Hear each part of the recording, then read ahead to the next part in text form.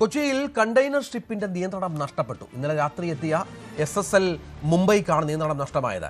തീരത്തേക്ക് അടുത്ത കപ്പലിനെ പാഞ്ഞെത്തിയ ടക്ക് ബോട്ടുകളാണ് നിയന്ത്രണ വിധേയമാക്കിയത്. വൻ അപകടമാണ് ഒഴിവായത്.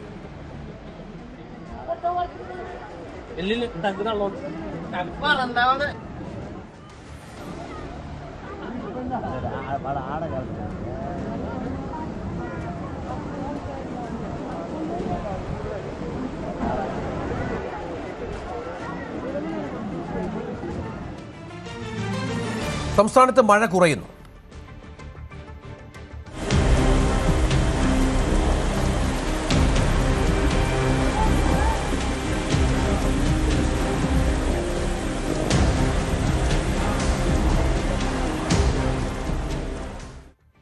സംസ്ഥാനത്ത് മഴക്കെടുതിയിലാകെ മരണം 10ആയി. 8 പേരെ കാണാനില്ല. 13 പേർ പരിക്കേറ്റ് ചികിത്സയിലാണ്. 27 വീടുകൾ പൂർണ്ണമായും 196 വീടുകൾ ഭാഗികമായും തകർന്നു. 209 ദുരിതാശ്വാസ ക്യാമ്പുകളിലായി 5792 പേരെ മാറ്റിപ്പാർപ്പിച്ചിട്ടുണ്ട്. പത്തനംതിട്ട, കോട്ടയം ജില്ലകളിലാണ് കൂടുതൽ ക്യാമ്പുകൾ. ഇന്നലത്തെ അപേക്ഷിച്ച് മഴ കുറഞ്ഞത് ആശ്വാസകരമാണ്. വെള്ളം കയറിയ സ്ഥലങ്ങളിലെ ശുചീകരണ പ്രവർത്തനങ്ങളിൽ പലയിടത്തും പരാതിയുണ്ട്. രാഷ്ട്രീയ പ്രവർത്തകരും സന്നദ്ധ പ്രവർത്തകരും ശുചീകരണ പ്രവർത്തനങ്ങളിൽ പങ്കാളികളാകണമെന്ന് സർക്കാർ അഭ്യർത്ഥിച്ചു.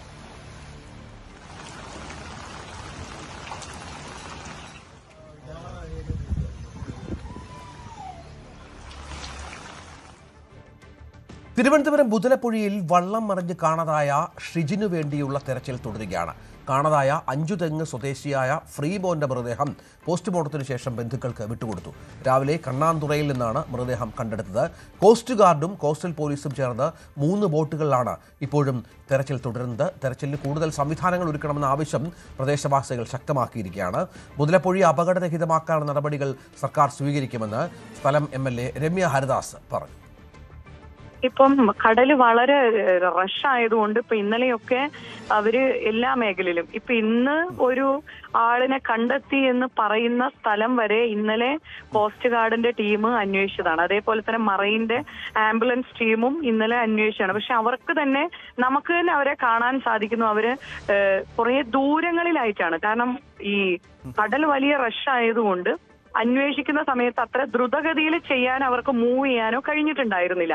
ഇന്നും പരിശോധന അവിടെ നടത്തുന്നുണ്ട്. ഇന്നിപ്പം പള്ളിത്തുറ ഭാഗത്തേക്കാണ് ഈ ഒരാളിനെ കണ്ടെത്തിയെന്ന് പറയപ്പെടുന്നത്. അപ്പം ഒരാളിനെ കൂടി നമുക്ക് കണ്ടെത്തേണ്ടതുണ്ട്. അപ്പൊ അത് ഈ മുതലപ്പുഴയുമായി കുറച്ച് ദൂരത്ത് നിന്നിട്ടാണ്. അപ്പം ആ പ്രദേശങ്ങളിൽ ഇപ്പൊ അന്വേഷണം രാവിലെ ഇന്ന് ആരംഭിച്ചിട്ടുണ്ട് എന്നുള്ളതാണ് മനസ്സിലാക്കാൻ സാധിച്ചത്. എറണാകുളം ജില്ലയിലും കിഴക്കൻ മേഖലകളിലും മഴയ്ക്ക് ശമനമുണ്ട്. ജില്ലയിൽ 6 ദുരിതാശ്വാസ ക്യാമ്പുകളിലായി 160 പേരെ മാറ്റിപ്പാർപ്പിച്ചു. മൂവാറ്റുപുഴയാറും തൊടുപുഴയാറും കോതയാറും കാളിയാറും പൂയംകുട്ടി പുഴയും കോതമംഗലം പുഴയും കരകവിഞ്ഞു. കോതമംഗലം മണികണ്ഠൻ ചാൽ ചപ്പാത്തും കൂടമുണ്ട പാലവും മണിക്കിണർ പാലവും മുങ്ങി. പെരിയാറിലെ ജലനിരപ്പ് 3 അടിയോളമാണ് ഉയർന്നത്. ആലുവ മണപ്പുറവും ശിവക്ഷേത്രവും വെള്ളത്തിൽ മുങ്ങി. ചെല്ലാനം കണ്ണമ്മാല തീരപ്രദേശത്ത് വീടുകളിൽ വെള്ളം കയറി. ഏറെക്കാലത്തിന് ശേഷം ഇക്കുറി മഴക്കാലത്തിന് എറണാകുളം KSRTC സ്റ്റാൻഡിൽ വെള്ളം കയറിയില്ല. ഡ്രെയിനേജ് നിർമ്മിച്ചതും ബസ് ബേ ഉയർത്തിക്കെട്ടിയതുമൊക്കെ കെട്ടിടം നവീകരിച്ചതുമൊക്കെയാണ് യാത്രക്കാർക്ക് ആശ്വാസമായത്.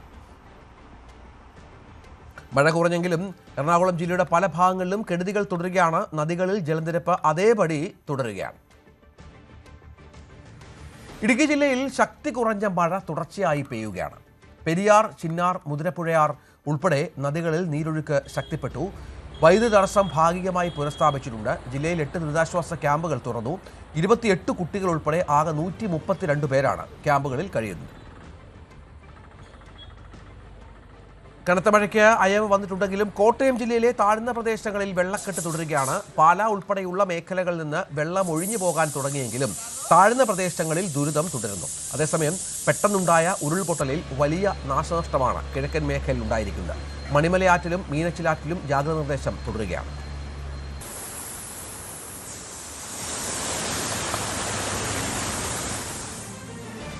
തുടർച്ചയായ ദുരിതപ്പെയ്ത്തിൽ പ്രളയഭീതിയിലായി ആലപ്പുഴ ജില്ല. കിഴക്കൻ മലയോര മേഖലകളിൽ പെയ്ത കനത്ത മഴയെ തുടർന്ന് പമ്പ, അച്ചൻകോവിൽ, മണിമലയാറുകളിൽ ജലനിരപ്പ് ക്രമാതീതമായി ഉയർന്നതോടെ അപ്പർ കുട്ടനാടും തീരദേശ മേഖലകളും കടുത്ത വെള്ളപ്പൊക്ക ഭീഷണിയിലാണ്.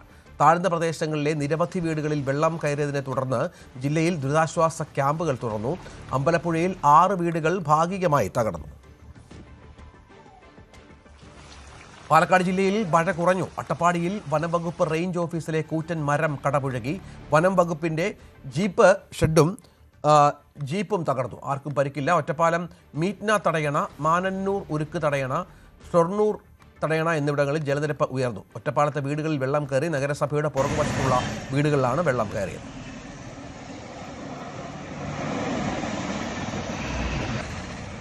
ശക്തമായ മഴയിൽ ഭാരതപ്പുഴയിൽ ജലനിരപ്പ് ഉയർന്നു. നിലവിൽ പട്ടാമ്പി തൃത്താല ഭാഗങ്ങളിൽ ഇരുകര മുട്ടിയാണ് പുഴ ഒഴുകുന്നത്. പട്ടാമ്പി പാലത്തിന് 1.5 മീറ്റർ താഴ്ചയിലാണ് ഇപ്പോൾ ജലനിരപ്പുള്ളത്. മഴ കൂടുതൽ ശക്തമായാൽ ജലനിരപ്പ് ക്രമാതീതമായി വർദ്ധിക്കാൻ സാധ്യതയുണ്ട് എന്നാണ് വിലയിരുത്തൽ. നീരൊഴുക്ക് വർദ്ധിച്ച പശ്ചാത്തലത്തിൽ ഓങ്ങല്ലൂർ ചെങ്ങണാംകുന്ന് റെഗുലേറ്ററിയും തൃത്താല വെള്ളിയാങ്കൽ റെഗുലേറ്ററിന്റെയും ഷട്ടറുകൾ മുഴുവൻ തുറന്നിട്ടുണ്ട്. ജലനിരപ്പ് ഇനിയും ഉയരാൻ സാധ്യതയുള്ളതിനാൽ തീരപ്രദേശത്തടക്കമുള്ളവർ ജാഗ്രത പാലിക്കണമെന്നും നിർദ്ദേശമുണ്ട്. പൊന്നാനിയിൽ കടലാക്രമണത്തിൽ 2 വീടുകൾ തകർന്നു. ചാലിയാറിലും കടലുണ്ടിപ്പുഴയിലും ജലനിരപ്പ് ഉയരുന്നതിനാൽ പ്രദേശവാസികൾക്ക് ജാഗ്രതാ നിർദ്ദേശം നൽകി. ഏറനാട്, കൊണ്ടോട്ടി, നിലമ്പൂർ താലൂക്കുകളിൽ 7 ദുരിതാശ്വാസ ക്യാമ്പുകളായി 39 കുടുംബങ്ങളുണ്ട്. കടലുണ്ടിപ്പുഴയിലെ ബക്കിക്കയം റെഗുലേറ്ററിൽ ജലനിരപ്പ് വാർണിംഗ് ലെവൽ കഴിഞ്ഞതിനാൽ വേങ്ങര, തെന്നല, ഉഴൂർ, ഊരകം, പറപ്പൂർ, എടരിക്കോട്, കണ്ണമംഗലം, AR നഗർ, ഒതുക്കുങ്ങൽ, പെരുമണ്ണക്ലാരി, തിരൂരങ്ങാടി, കോട്ടയ്ക്കൽ മുനിസിപ്പാലിറ്റികൾ എന്നിവിടങ്ങളിൽ ജാഗ്രതാ നിർദ്ദേശമുണ്ട്. കടലുണ്ടിപ്പുഴയുടെ കൈവഴിയായ ചെറുപുഴ പല ഭാഗത്തും കരകവിഞ്ഞതിനാൽ അങ്ങാടിപ്പുറം, പുഴക്കാട്ടിക്കിരി, മക്കരപ്പറമ്പ്, കുറുവ, കൂട്ടിലങ്ങാടി എന്നീ പഞ്ചായത്തുകൾ ജാഗ്രതയിലാണ്. മലപ്പുറം മക്കരപ്പറമ്പിൽ കാറ് വെള്ളത്തിലേക്ക് മറിഞ്ഞു. മക്കരപ്പറമ്പ് കുറുവ പാടത്ത് വെച്ചാണ് കാർ ഒഴുക്കിൽപ്പെട്ടത്. വാഹനം ഓടിച്ച ചാപ്പനങ്ങാടി സ്വദേശി കാറിൽ നിന്ന് ചാടി രക്ഷപ്പെടുകയായിരുന്നു.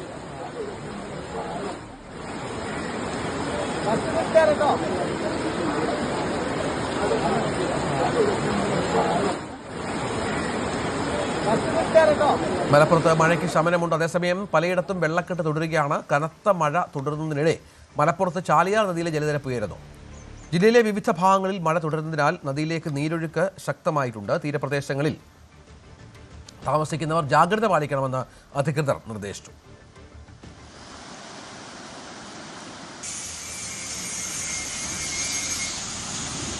രണ്ട് ദിവസമായി തുടരുന്ന കനത്ത മഴയിൽ വേങ്ങര, കണ്ണമംഗലത്തും ഊരകത്തും മണ്ണിടിഞ്ഞു. നിരവധി സ്ഥലങ്ങളിൽ വ്യാപക നാശനഷ്ടം. കണ്ണമംഗലം പെരണ്ടക്കൽ ചൂക്കൻ സമീറിന്റെ വീടിന്റെ മുകളിലേക്ക് മണ്ണിടിഞ്ഞു വീണു. വീടിന്റെ കിടപ്പുമുറിയുടെയും ഡൈനിങ് ഹാളിന്റെയും ചുമരുകൾ തകർന്നു. സമീറും ഭാര്യയും 4 മക്കളും മറ്റു മുറികളിലായതിനാൽ രക്ഷപ്പെട്ടു. തെങ്ങിൻപട്ട വീണ് തകരാറിലായ വൈദ്യുതി ബന്ധം പുനഃസ്ഥാപിക്കാൻ തോട് നീന്തിക്കടന്ന് KSEB ജീവനക്കാരൻ. കനത്ത മഴയിൽ അങ്ങാടിപ്പുറം സെക്ഷൻ പരിധിയിൽ വരുന്ന ചാത്തോലിക്കുണ്ട് ഭാഗത്തേക്കുള്ള വൈദ്യുതി ലൈനിലാണ് തെങ്ങിൻപട്ട വീണത്. KSEB ജീവനക്കാരനായ റഫീഖ് നിറഞ്ഞൊഴുകുന്ന തോട് നീന്തിക്കയറി വൈദ്യുതി കമ്പിയിലെ തെങ്ങിൻപട്ട മാറ്റുകയായിരുന്നു.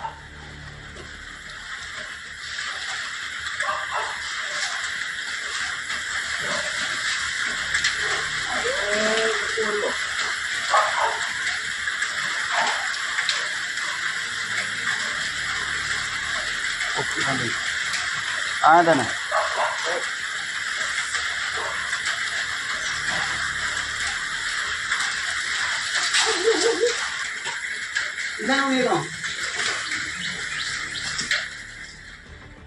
തോരാമഴയ്ക്ക് ശമനമുണ്ടായെങ്കിലും കോഴിക്കോട് ജില്ലയിലെ താഴ്ന്ന പ്രദേശങ്ങൾ പ്രളയഭീതിയിലാണ്. ചാലിയാറും പുല്ലൂർ പുഴയും കരകവിഞ്ഞതോടെ നിരവധി പ്രദേശങ്ങൾ വെള്ളത്തിനടിയിലായി.